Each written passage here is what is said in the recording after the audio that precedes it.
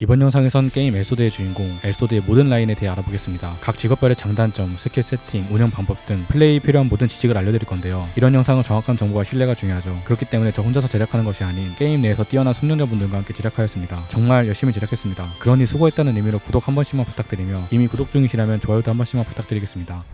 엘소드는 양손검을 사용하는 검사 클래스의 캐릭터입니다. 또한 엘소드는 고유 시스템을 보유하고 있는데요. 플레이 중 V키를 통해 파괴의 검과 활력의 검 중 원하는 효과를 활성화시킬 수 있습니다. 해당 키가 마음에 들지 않을 경우 마을에서 ESC를 누른 후 키보드 세팅창에서 변경이 가능하니 원하는 키로 설정해주세요. 다시 돌아와 파괴와 활력은 여러가지 옵션을 보유하고 있지만 메인이 되는 옵션은 총 3가지로 좁힐 수 있는데요. 던전 기준으로 활력은 동작 속도와 스킬 코스트 감소가 메인이고 파괴는 스킬 데미지 증가가 메인입니다. 사용하고자 하는 스킬 코스트에 따라 요구하는 검의 길 게이지가 다르지만 한 칸만 보유한 상태에서 3칸을 요구하는 스킬을 사용하여도 시스템은 동일하게 적용되니 요구하는 게이지만큼 채워줄 필요는 없습니다. 자, 이제 첫 번째로 나이트 엠퍼러에 대해 알아보겠습니다. 나이트 엠퍼러는 노전직에서 검술 관련으로 성장을 한 캐릭터이며 장점은 육각형 포지션이라 할 수 있습니다. 페일드, 소형 딜, 대형 딜, 시너지 등 모든 면에서 무난한 성적을 보여주죠. 단점은 디버프가 걸려야만 강해지는 역전의 인내와 평타에 의존하는 쿨감 패시브가 있습니다. 커다란 육각형이라기보단 중간 사이즈의 육각형 정도라고 보시면 됩니다. 다음으로 나이트 엠퍼러의 파티 시너지에 대해 알아보겠습니다.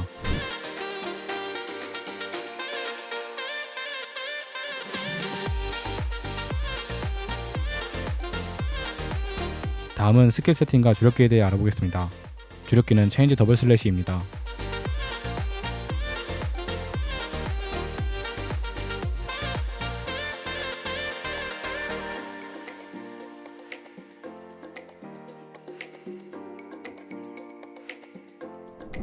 자, 이제 운영 방법에 대해 알아보겠습니다. 기본적으로 나이트 엠퍼러는 아마겟돈 블레이드와 포티튜버와 같은 코스트가 큰 스킬을 제외하고는 활력을 잘 사용하지 않습니다. 대부분 파괴의 검을 활성화시켜둔 상태에서 활력 스킬 하나, 파괴 스킬 하나 이런 식으로 번갈아 가며 파괴의 검을 최대한 유지하는 것이 보통입니다. 초반 던전은 몬스터의 HP가 낮아 굳이 파괴의 검 플레이를 하지 않아도 상관없지만 직업을 나이트 엠퍼러로 정하셨다면 항상 파괴 스킬을 사용하기 전 활력 스킬을 사용하여 파괴의 검 게이지 한 칸을 채워두는 습관을 들여놔야 합니다. 다음으로 만크극에 대해 알아보겠습니다.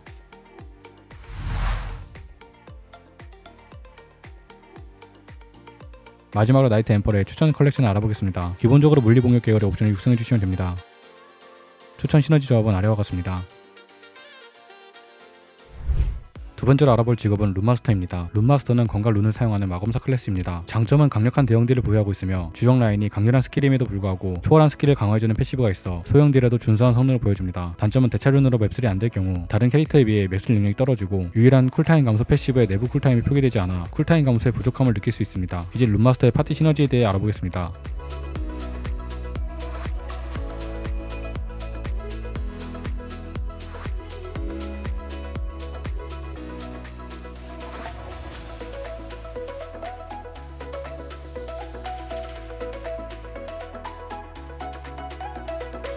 다음으로는 스킬 세팅과 주력기에 대해 알아보겠습니다. 주력기는 라이징 슬래시입니다.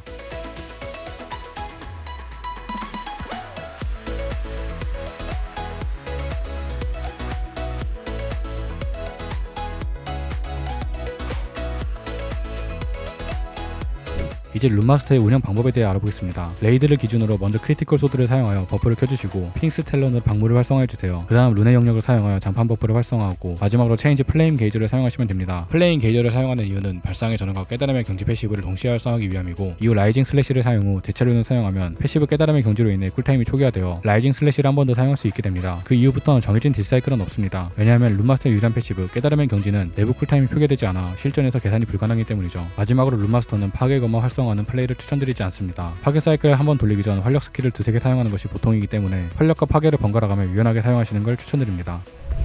다음으로 만크극에 대해 알아보겠습니다.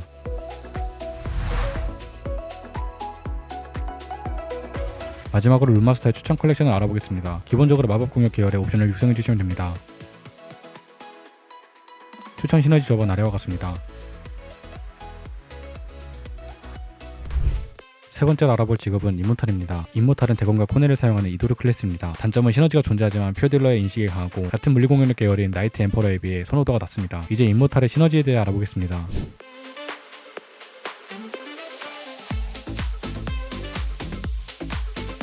다음으로 스킬 세팅과 주력기에 대해 알아보겠습니다. 주력기는 소드폴입니다.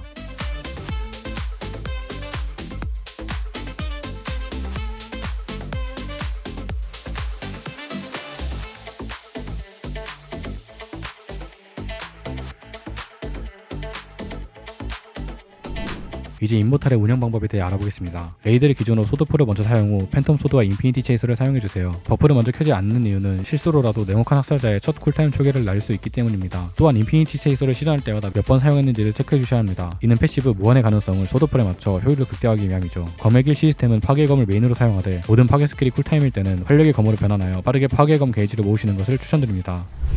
다음으로 망크극에 대해 알아보겠습니다.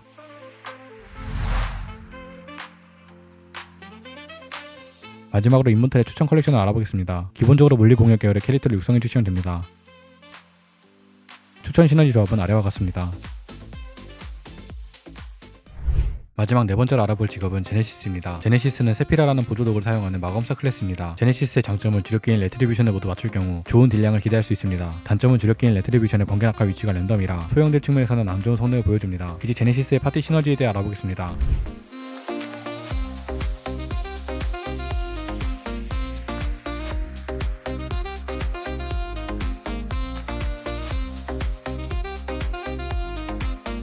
다음으로는 스킬 세팅과 주력기에 대해 알아보겠습니다. 주력기는 레트리뷰션입니다.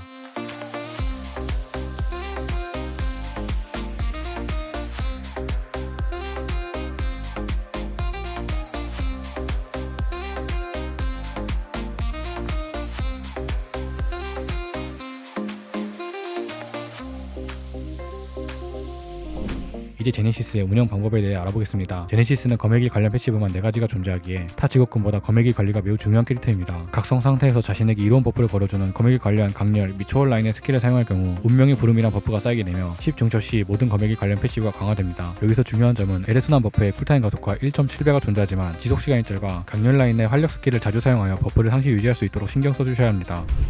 다음으로 망크극에 대해 알아보겠습니다.